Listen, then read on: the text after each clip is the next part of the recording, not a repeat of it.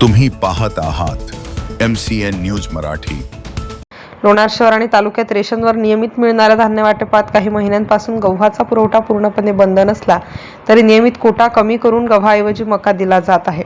वर्षानुवर्ष गव्हाचा आहार घेण्याची सवय असलेल्या स्थानिक नागरिकांना अचानक मका दिला जात असल्याने सर्वसामान्य रेशन कार्ड धारकांमध्ये तीव्र संभ्रम निर्माण झालाय।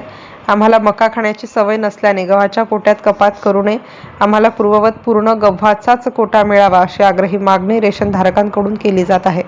वरिष्ठ पातळीवरून निर्णय घेताना स्थानिक अन्न संस्कृतीचा विचार का केला जात नाही, असा संतप्त सवाल लाभार्थी विचारत आहेत।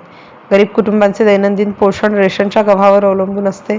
अशा वेळी गव्हाचा कोटा कपात करून रोजच्या आहारात नसलेला मका दिला जाणे हा गरिबांच्या अन्न अधिकारावर अन्याय असल्याचे नागरिकांचे म्हणणे आहे।